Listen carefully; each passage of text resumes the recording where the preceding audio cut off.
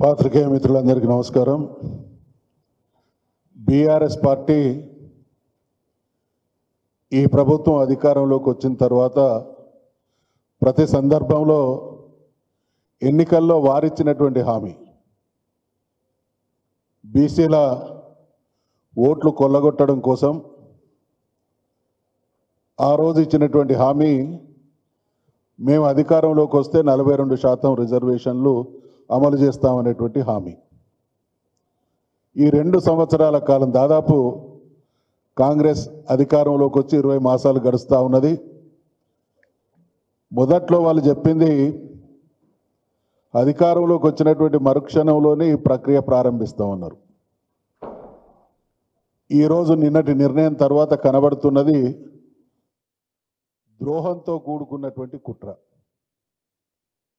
20 మాసాల కాలంలో ప్రతి సందర్భంలో కూడా ద్రోహం చేసింది.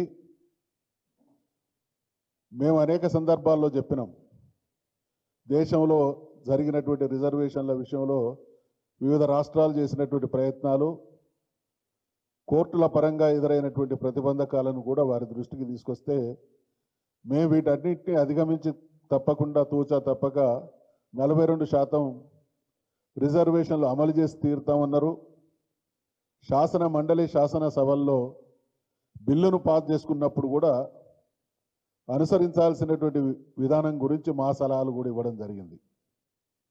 ఇక్కడ కాంగ్రెస్ పార్టీ రాష్ట్రంలో అధికారంలో ఉంది.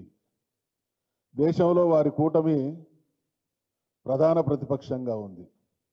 ఏం చేసిండ్రు ఈ 3 మాసాల కాలంలో? దేశంలో ఉండేటువంటి వాళ్ళ మిత్రపక్షాల సపోర్టు కూడగట్టడం కానీ, కాంగ్రెస్ పార్టీ పరమైనటువంటి ఎంపీల సమావేశాలు ఏర్పాటు చేసి ఢిల్లీ పైన, కేంద్రం పైన ఒత్తిడి తీసుకొచ్చేటువంటి ప్రయత్నం ఏమైనా చేసిందా? అంటే తూతూ మంత్రంగా ఇవాళ జరిగింది, నిన్న జరుగుతున్నది అంతా కూడా బీసీలకు ద్రోహం చేసేటువంటి దుర్మార్గపు వైఖరే కాంగ్రెస్ పార్టీ వైఖరిగా కనబడుతున్నటువంటి సందర్భంగా బీఆర్ఎస్ పార్టీగా మేము ముక్త కంఠంతో డిమాండ్ చేస్తున్నాం, మీరిచ్చినటువంటి హామీని అమలు చేయమంటున్నాము. మేమేం కొత్త కోరికలు కోరట్లేదు, మీరు తెలిసి కావాలని. కాంగ్రెస్ పార్టీ అంటే దేశాన్ని సుదీర్ఘకాలం పాలించినటువంటి పార్టీ.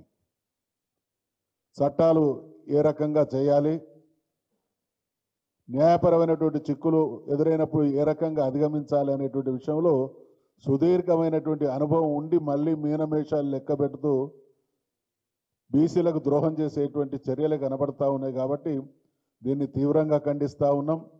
ముమ్మాటికి 42% రిజర్వేషన్లు అమలు చేసి తీరాల్సిందే. లేని పక్షంలో బీసీ సమాజం ఆవేశాలకు ఈ ప్రభుత్వం గురి కావాల్సి వస్తుంది.